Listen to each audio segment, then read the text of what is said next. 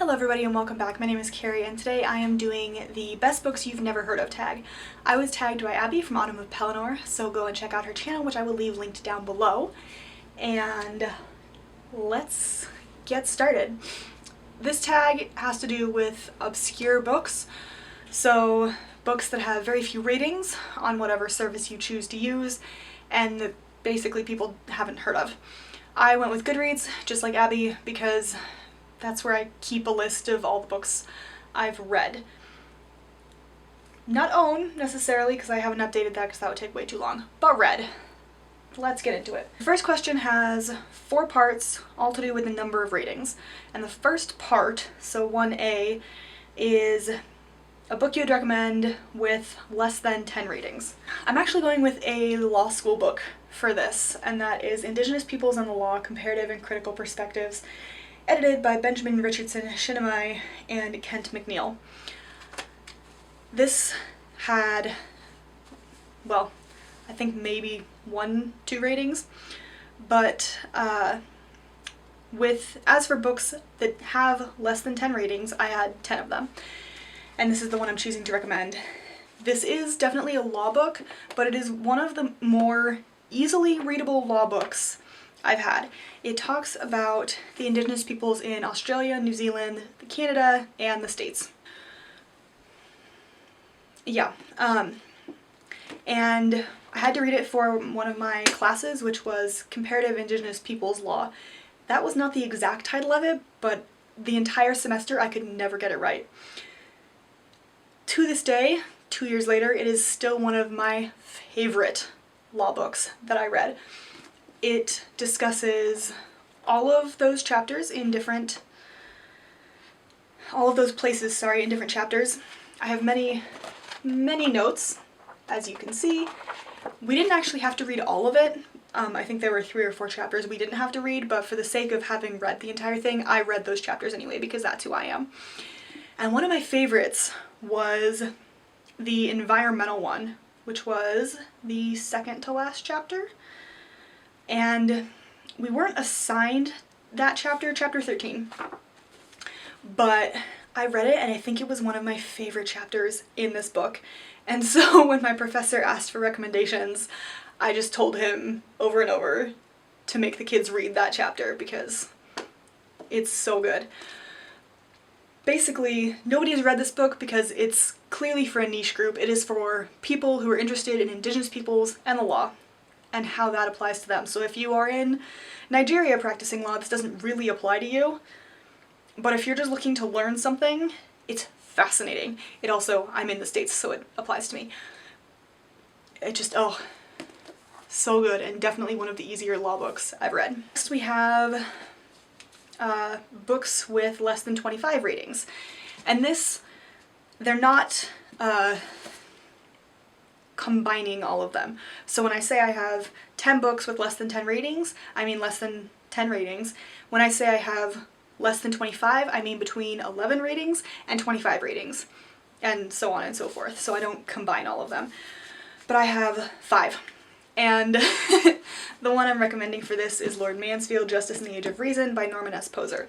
This is a nonfiction about Lord Mansfield, who was a Chief Justice in the late 1700s, and he has had quite the impact on UK and US law since then.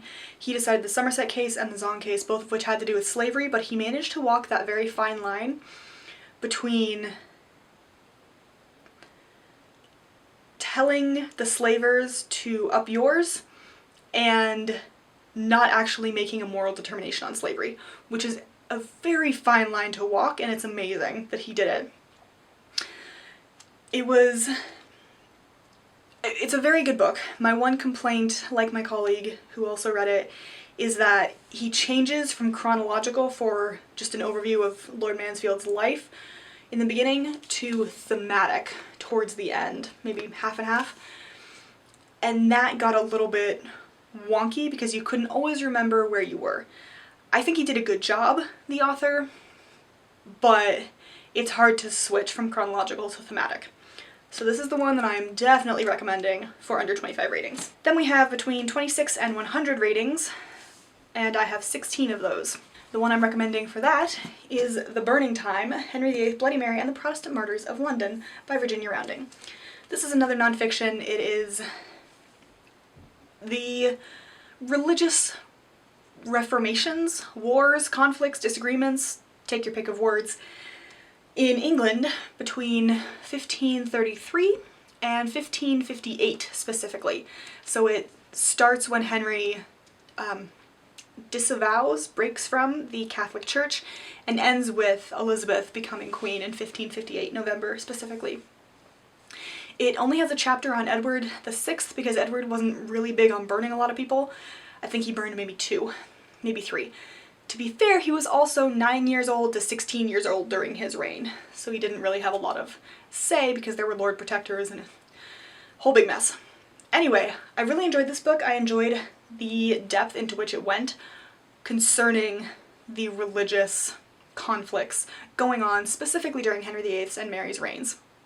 I thought it was fascinating, I thought it was well written, and if you are at all interested in religious conflicts or even just the Tudors, this is definitely worth a read. And the last part of question 1 is books under 250 reviews or ratings. So again, between 101 and 250. Of these I have 17, and for some reason I can't find one of them that I'm going to recommend. If I lost it somewhere in all of these moves, I'm going to be really upset, but I'll go buy a new one because I love that book. And that is Lord of the Kill by Theodore Taylor. This is a book about a kid who, I don't remember if he lives in a zoo or just some sort of animal preserve, but basically his best friend is a tiger. And I love tigers, and I want tigers. I will not get tigers because there's so many other considerations that go into that. But he is best friends with this tiger, and suddenly this tiger is accused of killing a person, and then the tiger is gone, disappeared. So this kid goes on an adventure to find his tiger. And I remember loving it so much. And I think everybody should read it because it's amazing. The other one is Escape from Egypt by Sonia Levitin. This is a story set in the time of Moses in the Bible. And I think they actually are part of the group that Moses takes out of Egypt. So they go through the whole plague thing, frogs and rivers of blood and all that nasty stuff. So they are 2 different people from 2 different worlds. Jesse is a Hebrew slave and Janet is Egyptian, and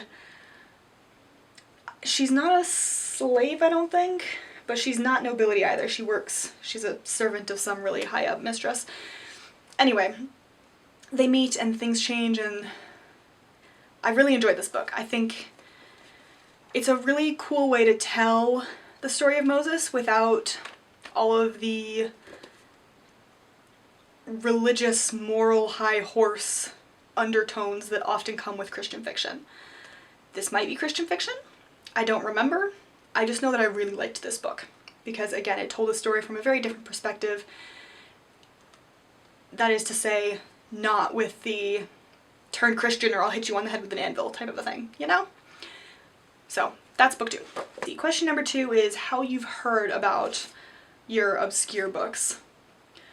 Some of them I've gotten via recommendations from friends or other booktubers, such as Abby from Autumn of Pelennor. I've gotten a couple books on her recommendations. Most of them were me walking through a bookstore, be it Barnes & Noble or Zenith up in Duluth, which is an amazing bookstore, or the Friends of the Library bookstore here in Rochester, whatever, and just seeing what caught my eye. Many books in used bookstores are not well known because people tend to keep the well-known ones. And so I have a lot of books that I've never heard of on BookTube. To be fair, I have a lot of books that I have heard of, but most of them I've gotten from wandering through a bookstore. Number 3. Ooh, my favorite unknown books. I don't know if I can pick because honestly, there's so many. I have so many good books on my shelves that I don't even know where to start.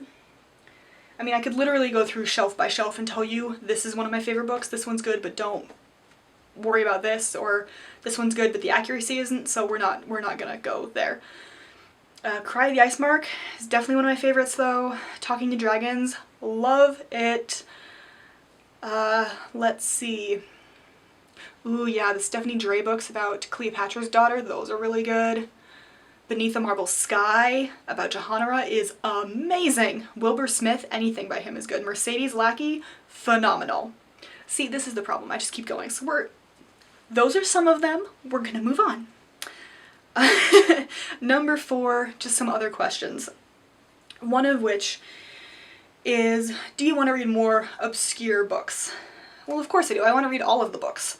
I can't read all of the books, so I have to pick and choose, but yeah, I want to read all of the books because there's always more to learn, even if it's from a fantasy books. So yes, I want to read more obscure books. Part B, I guess. Are popular or unpopular books better? Neither. I don't necessarily think that being unpopular or not having a lot of ratings makes a book worse. I don't think that being self-published makes a book worse. It may require more editing, and that may take away enjoyment for me personally because I tend to catch those things, but it doesn't make it worse, especially not if you're reading for content rather than, you know, commas or spelling errors. But again, I don't think that makes it a bad book or a worse book. What makes it a bad book is bad writing. So neither is better. It just depends on your taste. If you like YA fantasy that has a lot of tropes, then you're probably gonna like some of the more popular ones.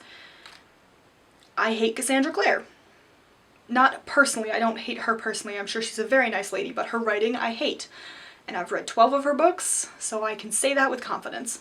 But those are super popular books, and it depends on taste, so neither of them are better. Which then answers part C, which is, are popular books better? Not necessarily. Popular books may have editors going through it, but do you have any idea how many typos and spelling errors and grammatical errors I have found in published, edited properly books because they need help? Anyway, it's a thing with me. I think if you're gonna go through multiple versions of editing, you should maybe catch those. Anyway, I don't think either of them are better. I just think they have different things. Some people don't want to go through the hassle of getting an agent and then worrying about the rest of it. Some people want their books to be hyped up and feel better getting an agent. It just depends on the person, but it doesn't make it better or worse. And then number 5, who do you tag? Anybody who wants to do it. So if you want to do this, I tag you. If you don't, I don't tag you. And there you go. Anyway, I hope you guys enjoyed this tag. I did enjoy making it, and I will see you in my next video. Bye!